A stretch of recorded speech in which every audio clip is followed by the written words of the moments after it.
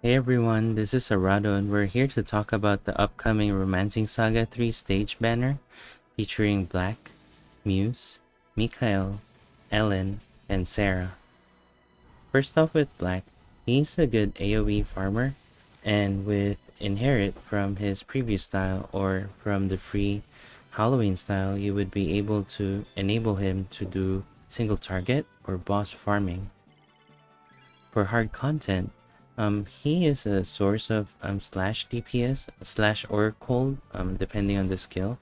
But really, where he would shine is in Final Isle or Remembrance Battle. So Remembrance Battle is his main selling point, having early access for Paralyze for Axe.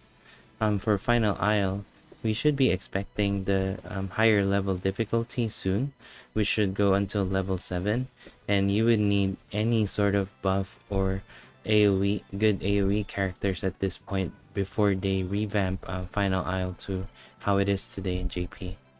And then for Axe in particular, for Remembrance Battle, there should be a skill called Head Splitter Plus, where School Sif would have that, and then later on, free S-Style or Gnyana would have it as well, if you can wait to clear Real Queen 20. Next up is Muse. So Muse is a good single target or AoE farmer, and then you can improve her AoE farming by a bit with Inherit from her A style from Platinum. You can do that by, if you need a strong AoE that's used 2 times in a battle rather than just a one strong and then defaults to a weak AoE, then you can do that via Diamond Dust Plus, again with the amplification. For hard content, you can enable her with healing from the free SS style, having revitalizing water. You can amplify that to have the BP +1 effect to the target, and then she can do some kind of niche uses with that for some aggressive gameplay, or just use that regularly as a single target healing. Or you can inherit Water Blast Plus, so you can inflict guard down to the boss and can improve the overall DPS by the party. Next up is Mikhail. Mikhail is good for AoE farming, and then with Inherit from his award style, you would be able Noble Cross, so you would be able to have access to a turn 2, turn 3 fast AoE, and then that can also be amplified to Noble Cross Plus. And then later on, you can also inherit Golden Note Plus, which becomes a good single target SSS damage. For hard content, he is one of the few units that has the moral down medium effect. I say one of the few because even in JP, I believe there's only a handful of them that has that skill. One of which is Aisha, the minstrel song style. She has a single target version of the moral down medium effect. And then with the Platinum S style, you can inherit Matador, so that puts Mikhail in a dodge counter stance. If placed properly, Mikhail might be able to counter a lot, and then may be able to take advantage of his ability where if an attack hits, he can buff the party with strength and dexterity.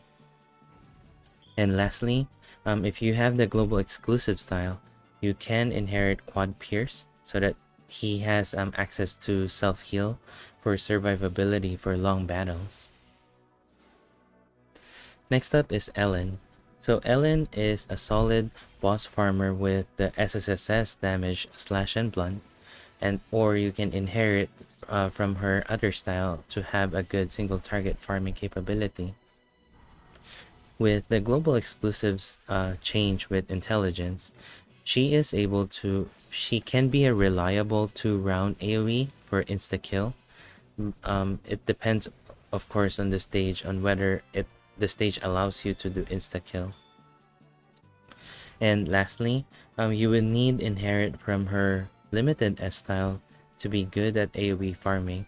As mentioned in the previous point, she can use her skill number 2 twice in a row, and then she can default to skill number 1 from the limited S style.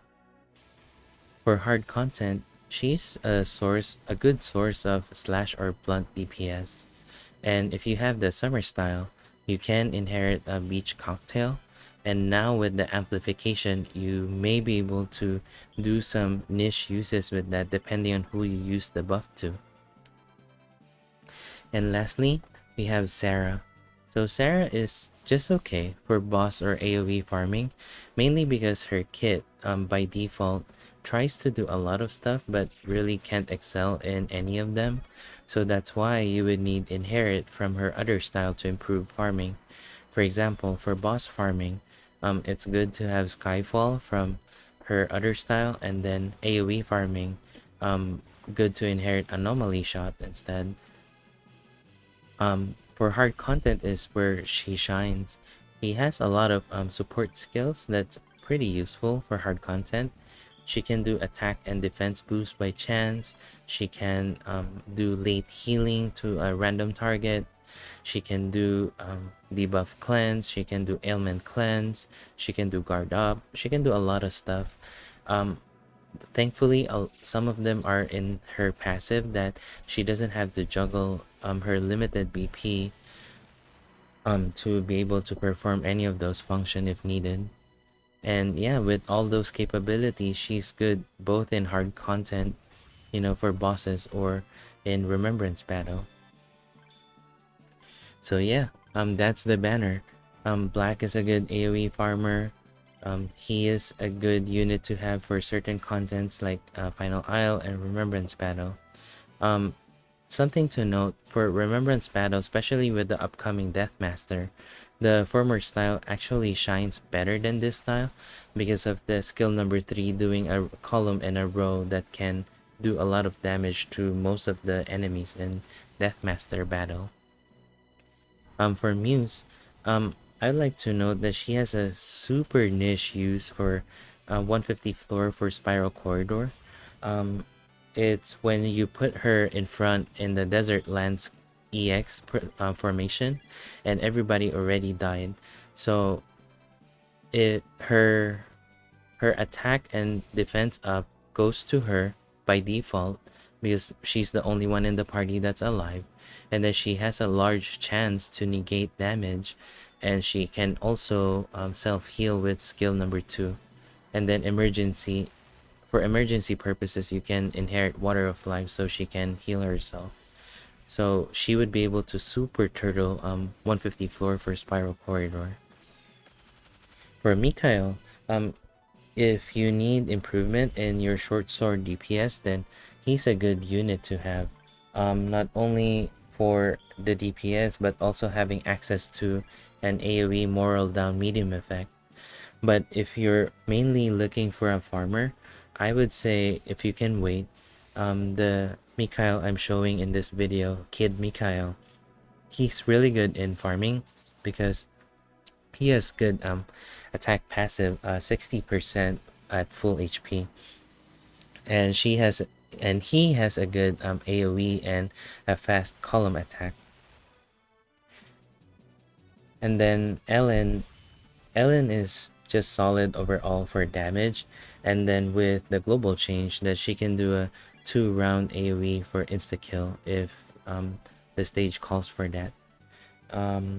Ellen also has a future style which it becomes a martial arts, so you may be able to take advantage with some of her skill from the axe department to the martial arts when it comes to remembrance battle. For Sarah, she has a lot of hard content capabilities, which makes her favorable for some if you're lacking those aspects in your party. But personally, I would bring the Destiny Child style with the plasma shot, mainly because she has access to jump shot by default, and if you have access to Skyfall, you can inherit that to that style, and then just keep on using jump shot and Skyfall for free heal to the party. That I think is more useful given that you don't need any of this Sarah style, what she can do to the hard content battle, that you just need free heal. Just do what I shared if that's your style of tackling the battle. But yeah, those are my thoughts of the banner.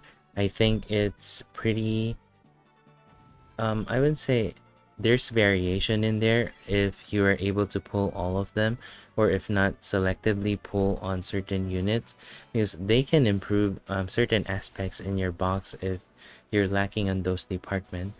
But there would always be a better banner.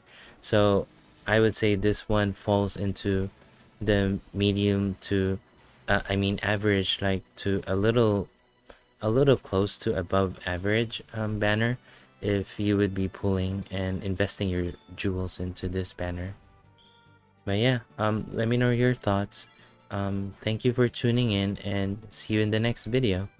Thank you so much.